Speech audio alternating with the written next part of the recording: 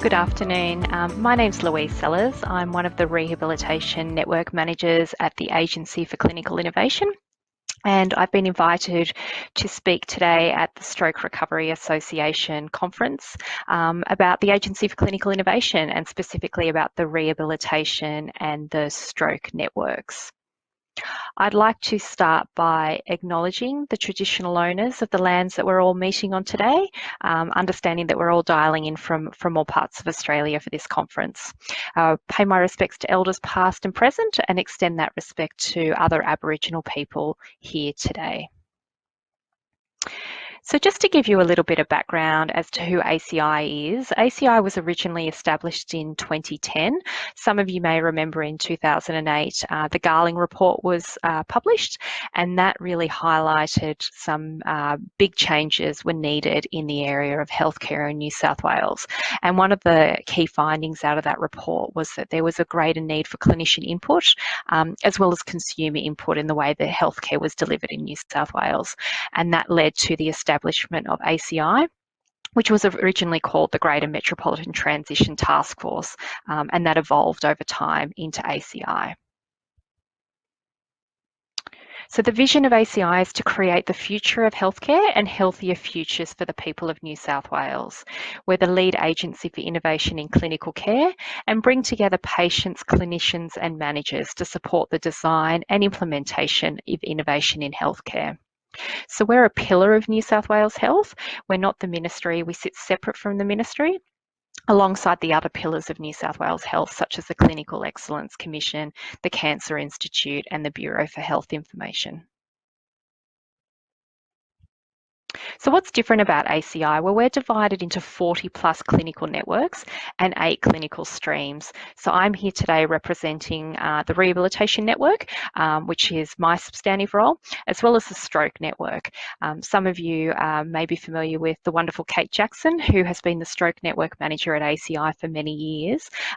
Sadly, Kate has left us just this week for another role. So I am here presenting on her behalf today. So the core functions of ACI are the development of clinical guidelines and models of care, patient engagement and co-design, clinical evidence generation and mobilisation, clinical innovation and research, clinical redesign, implementation support, and evaluation and capability development. And we do that, as I said, across 40 different clinical networks. So if you can think of a network related to a particular medical condition or a body system, we've pretty much got it. So talking now about the Rehabilitation Network. So we were established in 2011. We were one of the first networks under the new ACI, and currently we have over 700 members, and we're led by a 14-person executive committee, and that includes the Chief Executive Officer of the Stroke Recovery Association, Michelle Sharkey, as well as medical, nursing, allied health and consumer representatives. Our co-chairs may be known to you, Dr. John Estelle, who's the Head of Department for Rehab at St George Hospital, and Sandeep Gupta, who's the Head of Department Physiotherapy at Balmain Hospital. And we have stakeholder relationships with a lot of external bodies, the key ones being AROC, which is the data registry for rehabilitation outcomes across Australia and also New Zealand, the Stroke Foundation, the New South Wales Ministry of Health, and we also do an increasing amount of work with the NDIA, the National Disability Insurance Agency, over the last couple of years. The Stroke Network was established initially in around 2003. They also have over 700 members, and they're led by a 20-person executive committee, including medical, nursing, allied health and consumer representatives, so a similar sort of composition to the Rehab Network. They have 3 co-chairs. So they've got a medical co-chair, Dr. James Evans, who presented earlier in this conference about the rollout of telestroke, Kylie Tastula, who's the Neurosciences CNC at RPA, and Claire O'Connor, who some of you may remember was the former Rehab Network Manager before I started in the role, and she's now Head of Allied Health at Southeastern Sydney LHD. The key stakeholder relationships for the Stroke Network are the New South Wales Telestroke Service, the Stroke Foundation, the New South Wales Ministry of Health, and eHealth, which is another pillar within New South Wales Health.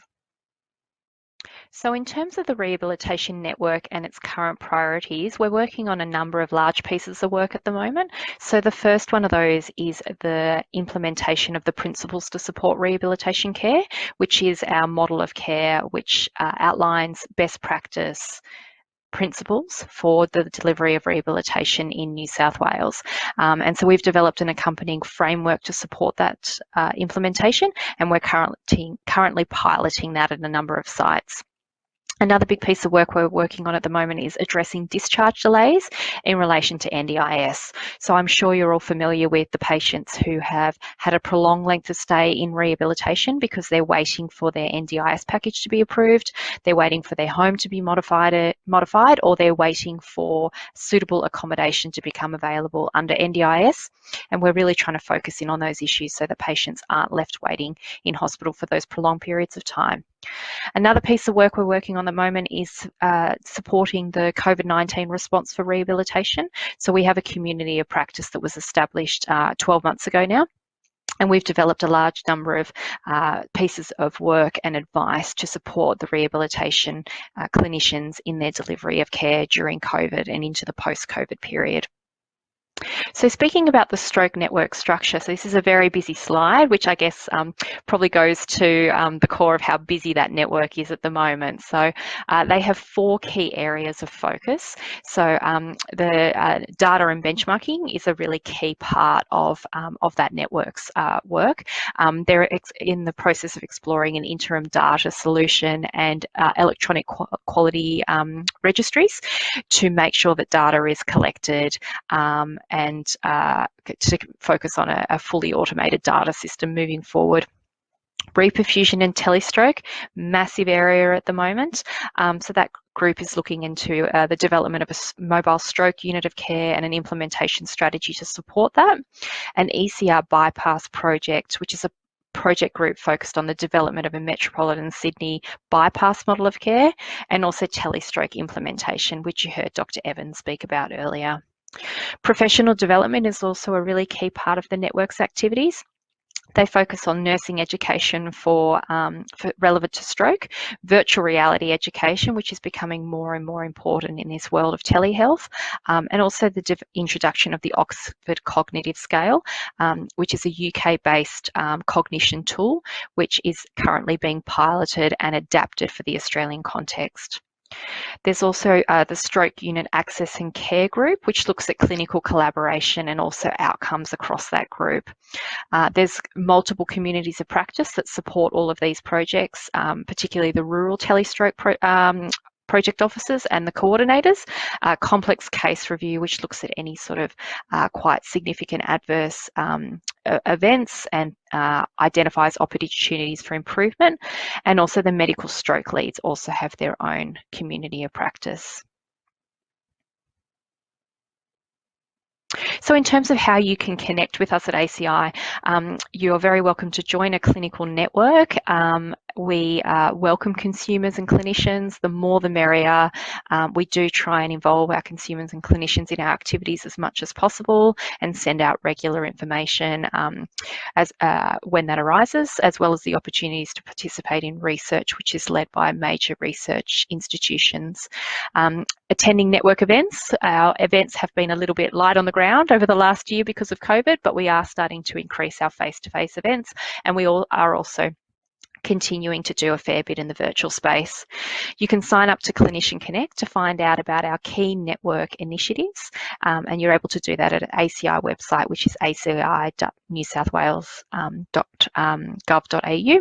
And you can also follow us on Twitter, and that Twitter account is updated usually once or twice a day with relevant key documents that are released, any events that are happening, and relevant things that are happening in the media that impact onto ACI.